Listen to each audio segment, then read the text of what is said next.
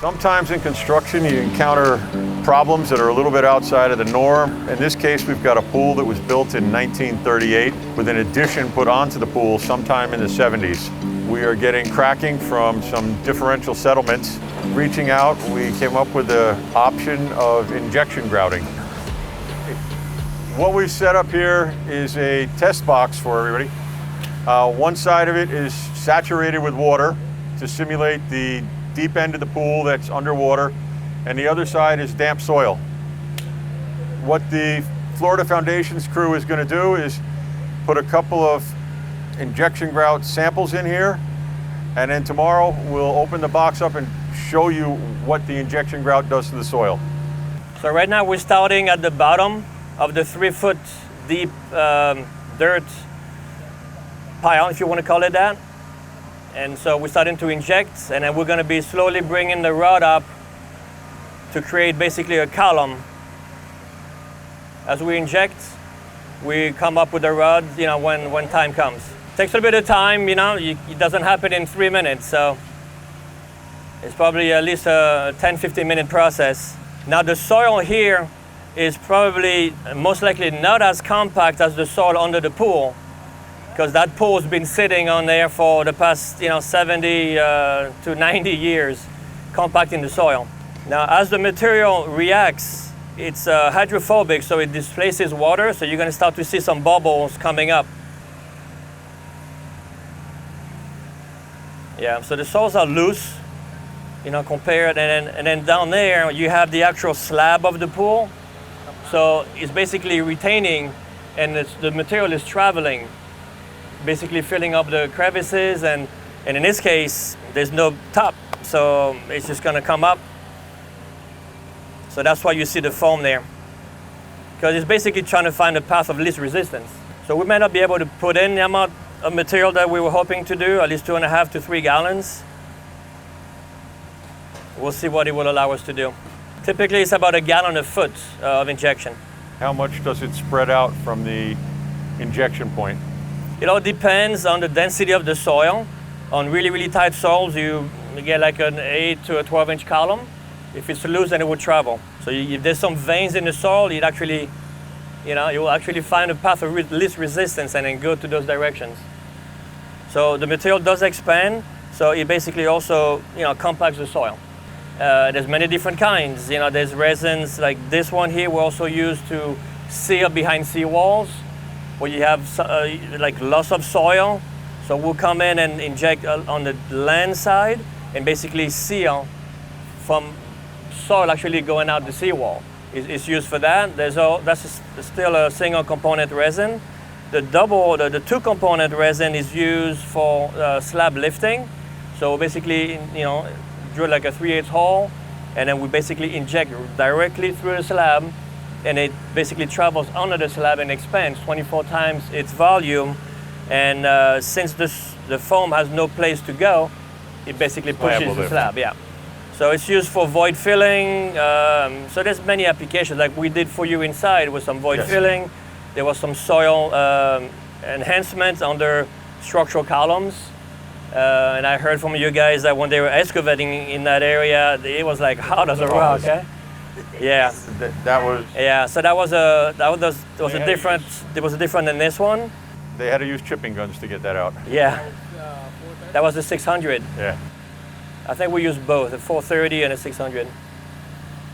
So it all depends on the application. So this is kind of good that we're doing this test to kind of see how it reacts. We're doing one here. We'd have different resins that we may even decide to switch, like the 600 that we had mentioned. We may decide to use that here. So, there's different options. The idea with this one was to, any potential voids that it expands, mixing with the soil. So we're trying to do 2 things at the same time. This is the AP700 that is used for also soil stabilization. When it confines, it basically confines the sand, and it brings it together, and it also expands. So it depends what the objective is. You can see all the little bubbles there, and that's basically the material reacting underneath. And because it is hydrophobic, it pushes, it displaces water, so it doesn't dilute because it's a closed cell resin. And once the resin has actually reacted and formed, it is safe to drinking water for the environment, so it is not toxic. Oh, wow. Yeah. Now, I wouldn't say drink it, But but after it formed up, you can maybe eat it, it won't kill you. So the centipoise, see, water is 0 centipoise. This is like 125.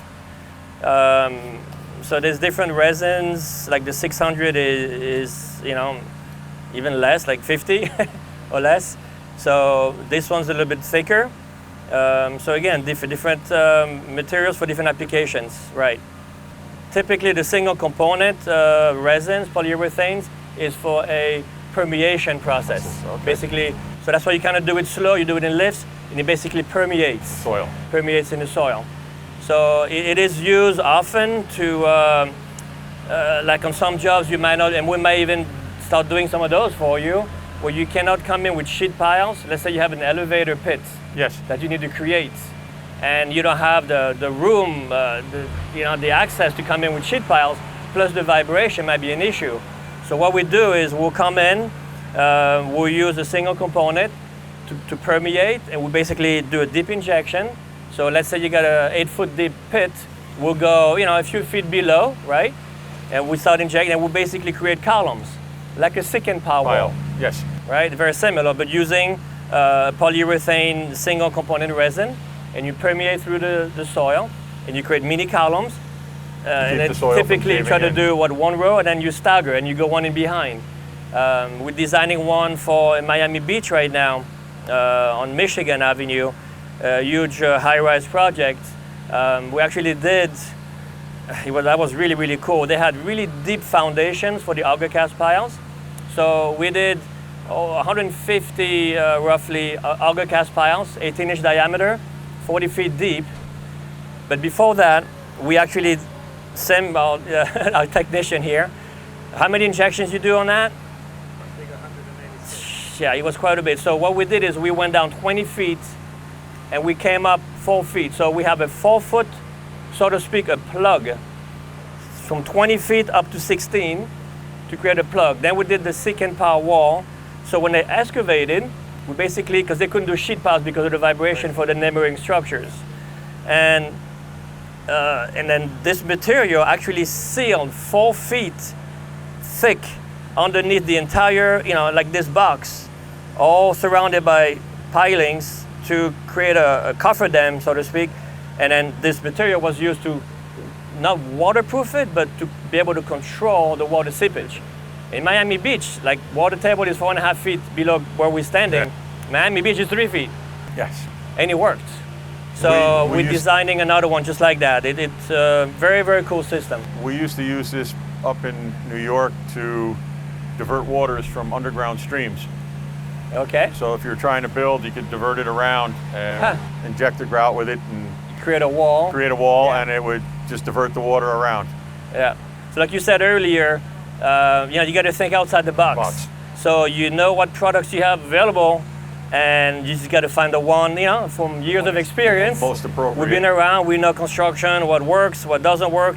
So you're trying to use the newer technologies available to ourselves Yeah. to create very cool projects and make it happen, I mean, in addition, this is also cost effective right? compared to taking the bottom of the pool out, putting the helical piles in, putting the pool back. This is about half the cost. Yeah. And, Great. Well, we're glad and, we it, did, the and service it's here. a fraction of the time that it would take. Great. So it's got multiple benefits. Wonderful. So what do we have here, Sim? How many gallons you get so far? One is that it's loose soil, so it keeps. Yeah, because the soil is not as dense as it is below, Oh, and so it's spreading. and there's also no top holding it, so it's just pushing. So imagine when you do 2.5 to 3 gallons with the slab of the pool, because we drill through the 12-inch thick pool bottom slab, and that's that's on top of it. So it's really getting pushed to force it to permeate through the soil, where here it's just coming up to the surface.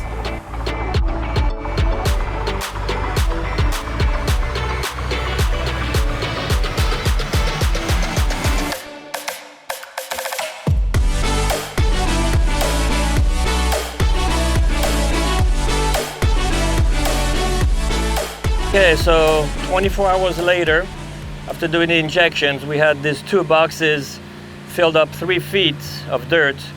On this side was all mainly, just moist dirt. On that side, it was saturated with water. The idea was to try to mimic the conditions under the swimming pool that were stabilizing the soil. So on this side, because the box was open on the top, there was no slab. Typically in the swimming pool, what we're injecting, the slab is basically keeping all the material below the structure of the pool. Here we just had an open box. So some of this foam basically floated at the top and did not mix with the soil. So we injected about 2.5 gallons, 3 gallons. A lot of it was lost, just floating up. But the material that did make it to the bottom, I mean, you can see this is like rock. And that's the idea, to basically take loose soil, and this material, the single component resin, permeates through the soil and makes it a solid mass, up to 2,000 psi in strength. So this material, as it travels through the soil, it finds the path of least resistance. It actually, and I know you guys took a shot at this earlier, it actually came in these openings here because it went under and traveled up. So again, some of this material did not get mixed with the soil, so we have some loss here and some loss here. So under the pool, every bit of that resin that was injected will be used to consolidate and strengthen the soil. On this side, I don't know if you can tell, but the soils are still very moist.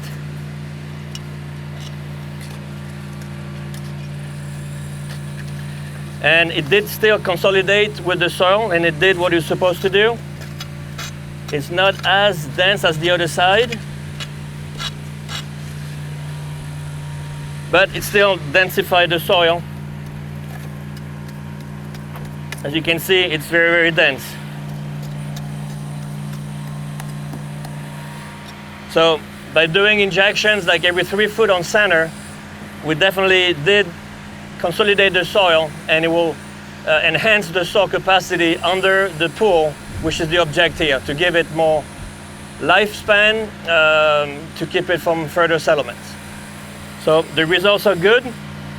We're going to proceed with what we are doing now in the pool, the same product, same mix, and the results are a success. Thank you for your time.